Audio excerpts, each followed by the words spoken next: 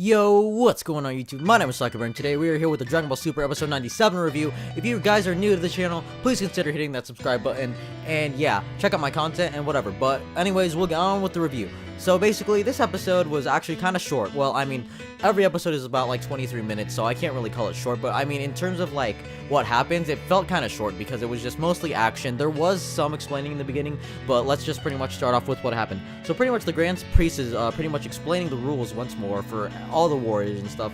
So pretty much it's well, pretty much what he says is like it's gonna take the time limit is 100 talks. I don't know, but basically the equivalent to 48 minutes. And pretty much the pillar in the center, when it shrinks, that's pretty much your indication on how much time is left. And once the pillar is at the bottom floor, pretty much the tournament is over. And that'll pretty much, you know, that'll decide whatever happens then. And pretty much the only way that you are technically out of the tournament is if you are knocked off. So if you, let's say, get knocked out, if you are not knocked off of the tournament flooring, then you technically are not like knocked.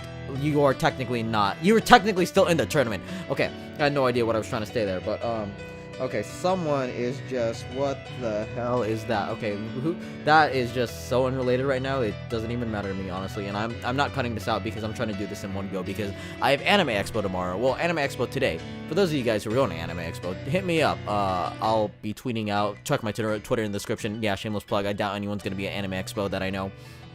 But anyways, so basically and also there's no flying allowed. The only type of flying that is allowed is if you have flying naturally to you, like if you have wings or whatever. And pretty much everyone is like eyeing each other, like Goku eyes Toppo, Frieza like eyes the dangerous trio, you know, the three wolves, and he's just like, oh wow, there's a lot of like bad people here. There's like a lot of people with like malicious intent. I guess I don't really know how to phrase that. And pretty much Gohan is still trying to explain like all the teamwork stuff to everyone, and they pretty much all ignore it. Like, who really needs teamwork, honestly?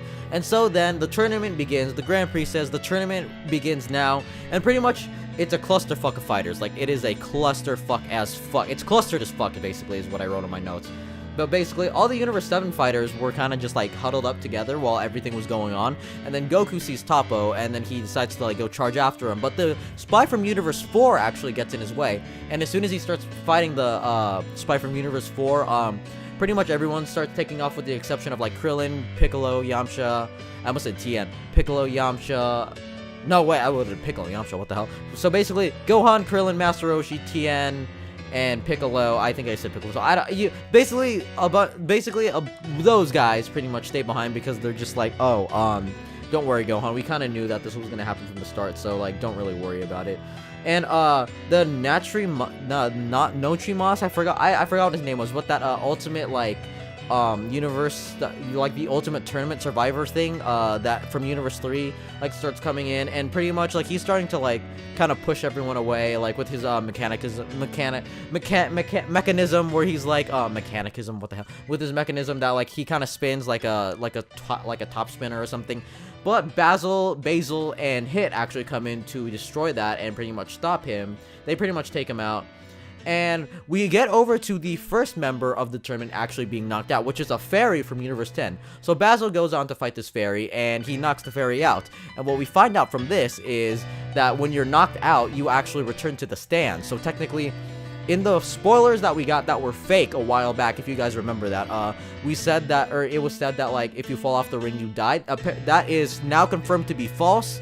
You end up in the stands, and also the Zenos get their little god pads or whatever, and they pretty much mark who's out to pretty much keep track of like who's who's left and who isn't left. And basically after that, what happens is Gohan, Piccolo, Tien, Master Roshi, and Krillin, they're all surrounded by guys like Botamo and one of the dangerous trio from Universe 9's, like, you know, the Wolf Gang. I just called them the Wolf Gang because that's the easiest thing I could call them by. They pretty much surround them all and stuff. And Tien jumps up and uses the solar flare, the Taioken, if you want to go Japanese, like how they do in Kai and stuff. I believe they use that term in Kai. But yeah, he uses the Taioken, and they all attack with like the special beam cannon, the Destructo Disc, Kamehameha, and Gohan just fires like an array of blasts. But it doesn't work on them, like, because they're still standing.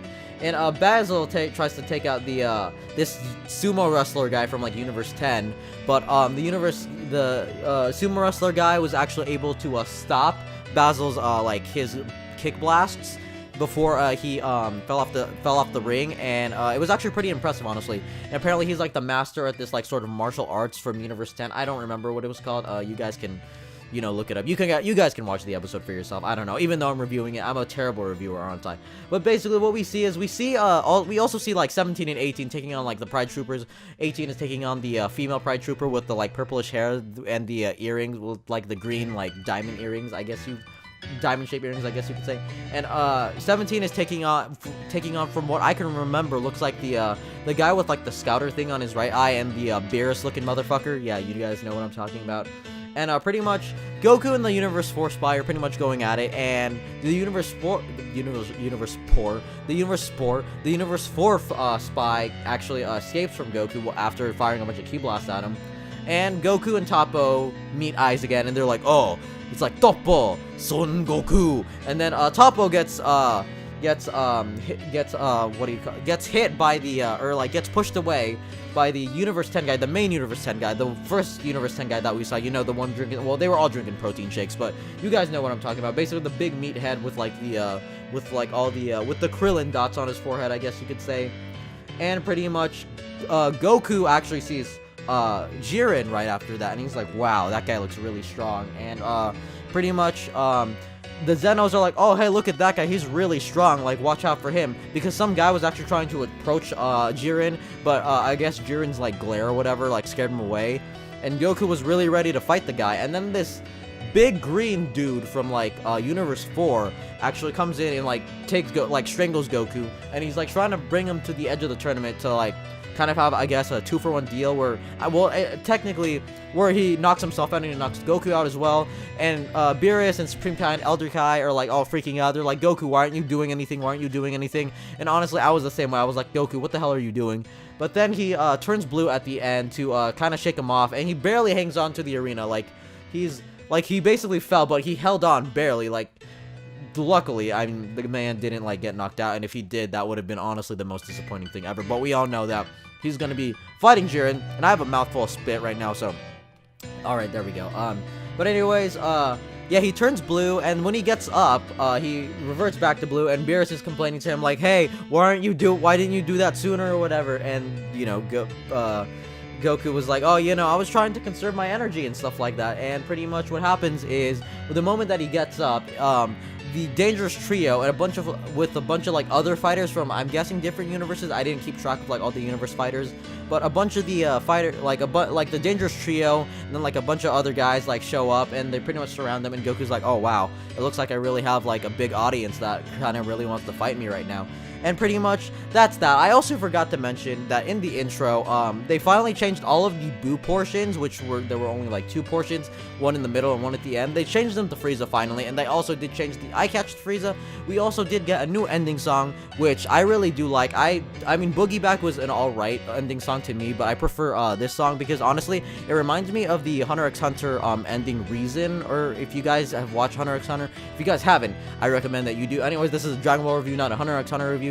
But that's pretty much what happens in the episode. Next week, we will be seeing Goku and Vegeta pretty much taking on Universe 9 fighters and stuff like that. But if you guys enjoyed this review, thank you guys for watching. I hope you guys enjoyed this review. Please rate, comment, and subscribe for more content, and I will catch you guys in the next video. Peace out.